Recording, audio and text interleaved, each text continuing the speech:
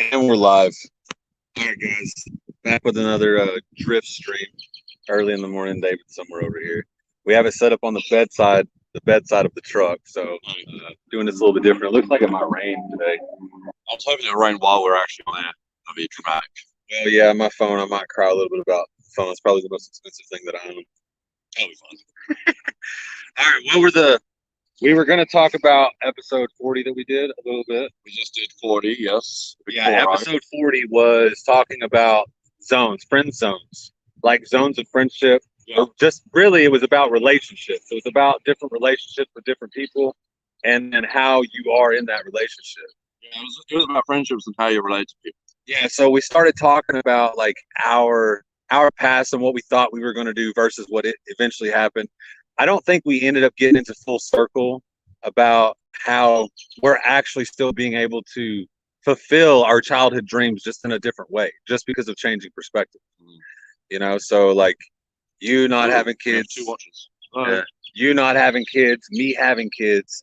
Right. I didn't want kids. You didn't want kids. I wanted kids. Yeah. So, but we hang out. What's up, Dustin?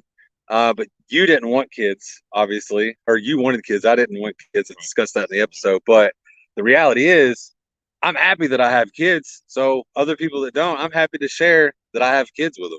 So David comes over. He's able to offer some things to the kids that I can't. Again, listen to the podcast episode. I'd love to be able to give the contrasting opinion or feel to that, but yeah, I'm really not loving not having kids. So. Hello, Justine. I know there's going to be people comment out there. Yeah, I love not having kids. Freedom, do whatever I want. But I don't know, man. That gets honestly old. Look. Sometimes. Well, yeah. Well, having kids. So sometimes I'm just like, damn, like I can't go do like the shit that I want to do. But the reality is I can't. I just probably have to include my kids, which isn't a bad thing. Tie them up, yeah. But also some of them are getting old enough to babysit and watch themselves, so I can get like little 10, 15-minute breaks to run to the store. So it's pretty cool. Yeah. Yeah, sibling. All right, so some of the other things. What else? Oh, yeah. Been on conversations about Justine says I didn't want kids and now she has kids, but she loves having kids. Same with me. I absolutely love kids. Dustin says I was there with you and Dave. I wish I was. Dustin wants to be here. Hey, come on. So, but having kids has definitely been a struggle for me. But the reality is I probably would be a shitty person still if I didn't have kids. David didn't need kids to not become a shitty person. Oh, yeah, that's where we're going. Sure. Honestly, I just never wanted kids because I never wanted them to live the life that I lived. It sucked. Honestly, my childhood was unbelievable. How many times I've heard that from people? Yeah, I didn't want kids to live in the same environment that I did. But I realized that, well, I have kids, so if I still want that, I have to do things to make sure that happens. So a lot of that is effort into just being more conscious about the things that I'm doing. Honestly, having a little bit more empathy for people around you. That's the easiest part for me. All right, so minimum wage. Let's jump off of the. Oh, dude, yeah, the minimum wage. Oh, I want to clear something up with anybody that doesn't understand. I don't think that they should raise the minimum wage. Like personally, and my beliefs and the way that I think things work, I don't think that they should raise the minimum wage. I don't think that fixes anything. I just think it creates the same problems with more fake money. I think that minimum wage is just a Band-Aid to an actual issue, and I was talking to James on a comment in the town hall. If you guys want to go check that out. Circumstances matter. So getting mad at somebody because they do benefit from something negative or something that I see as negative, I'm not gonna be mad at them that they benefit. I'm not, because listen, if they're resourceful enough to use that as a tool to get the things that they need, who am I to judge them on their decisions? Well, do you think sometimes people don't see that negative as something that they're losing? Like you're losing out because they're getting something. Dustin just asked, what do we think about universal basic income? I'm going to let you answer this one first. Well, yeah, I'm going to answer that. But first, I want you just about the minimum wage. Full disclosure, okay? Oh, by the way, Fifth Avenue coffee. We are drinking Fifth Avenue coffee this morning, but that's nothing to do with minimum wage. They get paid very reasonably, I think. Anyway. But no, as far as minimum wage goes, full disclosure, I don't care about it. I don't care about your minimum wage. I don't care about your taxes. I don't care about your freaking government, okay? None of that interests me, because none of that really has ultimately any impact. If you break it down to you and your life, what's important to you, none of that really is of any importance. Okay, so that's full disclosure. But now, as far as the technicalities of minimum wage, okay, so stop looking at it as someone who's getting it. Think of it from the position of someone who has to pay it. Now, to pay more means you take more out of your profits, right? So if you want more profits, what do? You raise the price of the thing you're selling.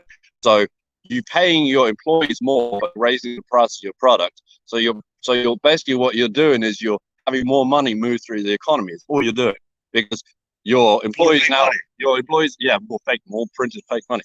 So your employees now have more money, but the product that is being sold costs more, so they have to spend more of the money they earn. So yeah, great. Like you earn $1 million. $1 million an hour is your wage, right? Woohoo! Guess what? A cup of coffee costs 100 mil. A sweet 100 mil. Okay, you have to work now 100 hours for a freaking coffee. Okay, congratulations on your pay raise. Okay, so that's I probably quit drinking coffee. Sorry for that, but I probably would quit drinking coffee. That better be some damn good coffee.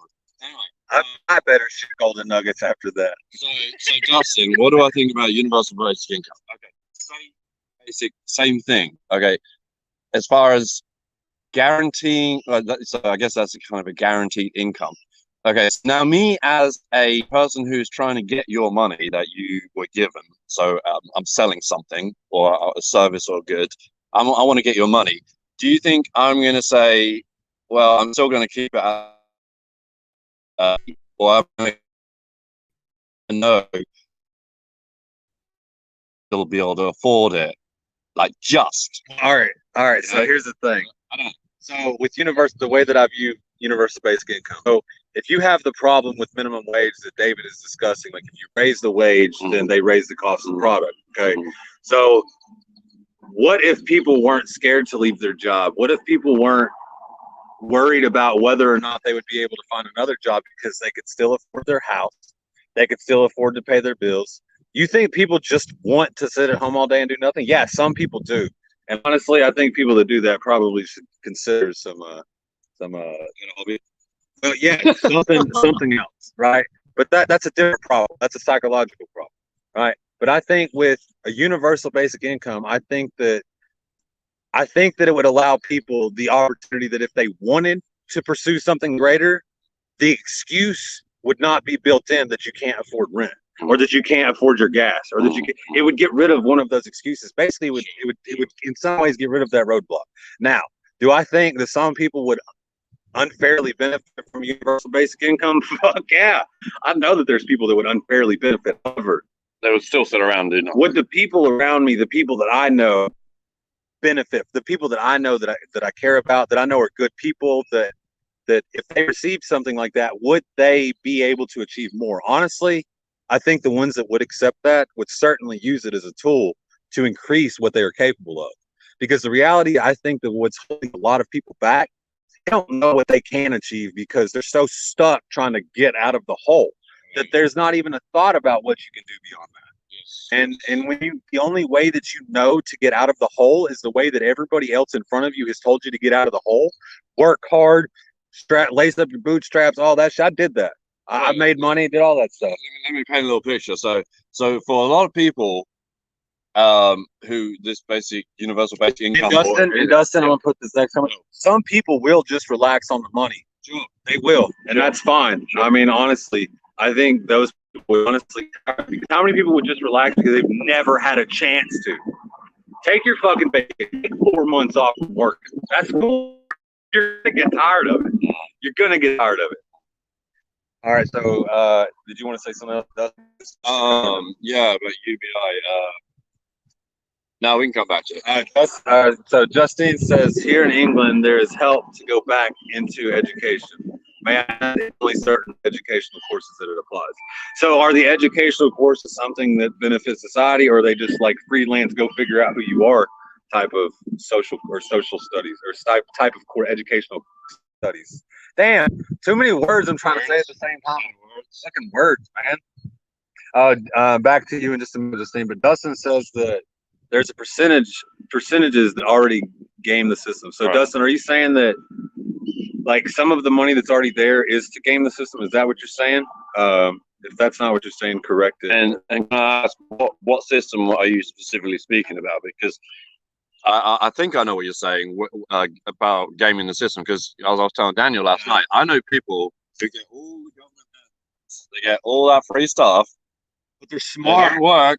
They don't work. They have all their reasons for not working, but they're smart. They still go out and get what they actually want for themselves, which they could get without having the government assistance. But now they got double. And I moral issues, but at the end of the day, you're right. They will try to gain the system. But as far as what system, when I ask what system is, all right, so UBI, where is it going to come from? It's going to come from the government, right? Where's the government going to get the money? Where do they get the money? Government gets the money from taxes. So that's the system I'm going to be looking at. Let me say something. I think that if there were a universal basic income, a lot of these fucking helpful programs that the government provides that people do leech on, that cost more money than they help, some of those would have to go. They would have to, because you don't want to try and take more money away from people that are just fucking making it. So the political standard should be that you would get rid of some of the things that aren't working in place, but that means some of their buddies would lose out on money. That's the problem. Money always benefits the politicians and the corporations. That's it. So you're already, like Dustin and James both said, you're already playing a rigged game. So why play their game? Play your own game. Do it your way.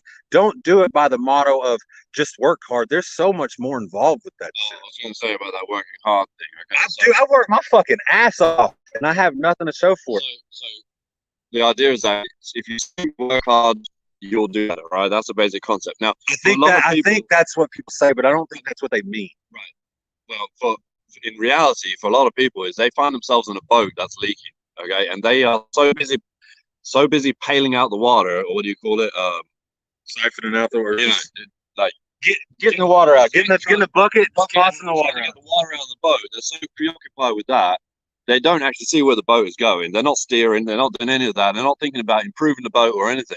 They're just trying to keep themselves afloat. Now, when you're in that mindset of just trying to stay afloat, and someone comes along to you and says, "Listen, if you were just working a little harder, if you just really tried, you would probably get, yes, maybe they would get the water out of the boat faster, but that still doesn't change the situation from where they're starting from. So simply to say to them, you need to work harder and you'll do fine. That's not, if you've been put in a shitty boat, you first got to deal with that. That's the first thing you got to deal with before you even think about any kind of grand getting better, you know? Yeah, so if your goal is to gain money, obviously you can gain money if that's your focus. Sure. If your focus is to gain money, that should be an achievable goal, right? And your decisions and your actions should support your goal for gaining of money. But I think that might be part of the problem, is people's goal and gain for monetary value, like the money. So how many people do you shit on to get what you want? How many things do you do that negatively affect the people around you just so that you can get what you want, right? That does damage that you have to deal with because your decisions resulted that around you. So if you're not considering how other people take and feel about things, at least a little bit considering it, then you're always going to have a deficit because your goals are not in line with the things of what is going on around you. Right. And you're selfishly trying to gain what you want. Right. Therefore, you're minimizing the things that are available to other people because you need it more. You're the first one to it. You're the first one to get to those things. So that's what's important to you. So I think working hard, I think, is definitely part of it. You have to work hard. Some people do get lucky and don't have to work hard. That's the thing. But do you think somebody would actually benefit off of like $1,000, $1,000 like a month? Do you think that somebody would actually be able to prosper, right? Most of those people, if they live on that and they're satisfied with that, that's all of the life that they'll have. But who are you to tell them they should want more? Okay, so Dustin just says, good point. Do you offer a hand to others or step over them? And that's, yes, I would say that's definitely, yes, that's the point. But even if not going that far, even if your consideration not going that far, just to consider something, or to say you're not going to consider something, you are denying yourself that whatever value that information has, you're denying yourself that. For we've been talking about strategy and tactics. Yeah. A little bit like Sun Tzu and all, how do you strategize and plan and do this? Now, if you're going to be a successful strategist, successful planner of something, be it even your own life, if you're denying yourself some nugget of information, you're saying, no, I don't value that. I'm just going to ignore it. I'm not dealing with that. You have to consider the variables. You are denying yourself the maximum scope of your potential strategy. Can you still be successful in what you do? Yes, of course. If your goal is to do that, you still can be successful. And James made a comment selfishly. How is it different than saving yourself from a drowning boat? Is that not selfish? Well, the thing is, there is a point to where decisions like that do have to be made in everybody's lives. But you, the person themselves, have to determine at what point that is. What more are you willing to take on versus what more are you willing to put out? So if you're not doing anything that's helping the people around you and it's making it harder, you're going to have more problems. So there's going to be all these things that you can blame for these problems, but you're going to have problems. And yes, James says survival. That's the same way with people using these benefits for their survival, because that's how they know how to survive. Sure. Right? That's how they've learned. That's the things that they know. Survival is what we all do. Our trauma responses that we have from abuse, all of those, that's all survival instinct. So you have to go against the things that you're taught to survive to learn how to thrive. You're never going to thrive if you're constantly battling. Battling does nothing but wear you down. You have to allow time for those things to breathe. And also, why make 100 decisions when you only have to make 2? Right? If you're making decisions about the things that are going on around you that you don't have to, you're wasting your time. That effort could be put into the hard work or thinking about the hard work or the things that you're going to do so you don't kill yourself. I can go build a house tomorrow, but if I don't have good plan to build the house, then it does no good to start on building a fucking house, right? If I don't know what the finished product is actually going to look like, what the fuck is the point in starting? Because I'm wasting my time. You could be working real hard for nothing. So Dustin says, agree. I have helped others and it surely hurt me, but made me stronger in close relationships. Dustin, I would argue that you helping the other people might have been stroking ego to some degree, which is why it hurt you, right? So whenever you expect something from the help that you provide to other people, that is when you fail, because you should not expect anything in return. No, you are owed nothing. Even though maybe you think that you're owed $1 or this or that, once you give something to somebody, you're technically not owed anything. Maybe there was an agreed upon thing and somebody didn't follow through, but the reality is, if they don't have to, they don't fucking want to. If they don't want to, they don't fucking have to. Reality is that respect, that changing of things, the understanding that the other person is benefiting the same as you. You're getting a service, you're paying them. All right. And then the whole thing with minimum wage, man, I don't think they should raise minimum wage. I think the problem is a lot bigger than that. Raising the minimum wage is not going to do anything. I think universal basic income, again, same thing. It's a Band-Aid. But I think what universal basic does is it kind of puts those things in a box right now. And then it says, hang on, let's put $1,000, whatever the money is, to these people for this amount of time so we can figure out an actual plan instead of chasing a tail, so that we can figure out a way to get out of this mess that we fucking put ourselves in by profits, profit gains. If all of your goal is to make money, you will make money, but the things around you will suck.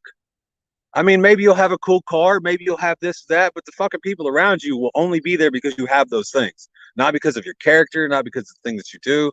How valuable you are to them is determined by what you present to them. If you're presenting to them that you have money, that's your fucking value. If you're presenting to them you have conversation, that's your value. Only you can determine what the value is that you give to other people. And if your goal is always going to be gaining money, that is the value that you are to other people, because that is what you value most. All right, that's my rant for the day. We've gone on almost 20 minutes. I appreciate you guys jumping on. Shout out to Dustin Hotard, James Percival, and Justine Gilbreth for engaging with us. Yeah. And James, I do want to point out something specific to things that you were talking about earlier. I actually don't disagree with you. I just disagree with how big the problem actually is. I know a lot of people that do exactly the things that you described to me. I really do. And James, I would follow on and say with that, yes, I agree with Daniel about the size of the problem. But my thing would be, where's my focus? Am I going to focus on these few bad eggs that are gaming the system and getting away with shit that they shouldn't and doing a little better than they ought to? Or do I concentrate on making my life the most beautiful lived experience I can? Okay, James says that's two different things. Why you need money and what you do with the money you earn is wildly different. Yes, but how do you earn that money? What are the things that you're doing? I'm not saying that you can't like wholesomely earn money. Like if you can, you can. I'm not saying that you can't be successful in doing that. That's okay. That's a good model. Honestly, probably more sustainable because you piss less people off. But how you gain the money matters. And like your problem, James, it seems as though the way that people gain the money, they're getting benefit from not doing anything. They're getting benefit and they're not having to suffer the same as you. So they're getting free shit and they're not suffering the same way that you are. Right. But their suffering may be different than yours, James. And anybody else that might be listening, their suffering may be different than yours. And you have to consider what their suffrage may be. It may not be the same as yours. So the things that they hold valuable may not be the same. And you can hold those things valuable that you do, but don't think that everybody should as well. That's the thing. You can't expect other people to operate on that same plane. So just consider. That's it. Just consider. You don't even have to like make it a point of the decision. Just consider it. Consider the variables. Consider that something else is there that may affect what you're trying to do. Consider it. That's it. Don't deny yourself the opportunity of that information. Yeah. All right, guys, we're going to get off this 21 minutes. I appreciate it. We'll probably do another one later. But we're literally talking heads today. Yeah. All right, guys, I love y'all. Check out. We don't just do the live streams. Also, we actually do a podcast. Like you can like go to the podcast. You can find it on any of your platforms. But if you look down here at the bottom where it says the Driftwood Podcast, type it in exactly as that's written on whatever platform you listen to. Or you can click on go to the Facebook page. We've shared a bunch of different links and subscribe on whatever platform you listen to music on or podcast or whatever, so that way you can get notified whenever we upload a new episode, which we're going to be putting out one week at least. So and likewise, if you're watching this on YouTube, we don't only do YouTube. We do more than YouTube. If you want to hear more than you find on YouTube, go to our website. Yeah, check it out. Website's still under development, but right now it's functional. All the podcast episodes are there. We also have some writing. Don't forget to check out all the things that we do. Photography. There'll be some other stuff coming up as we have. All right, guys. Love y'all. We'll talk to you later.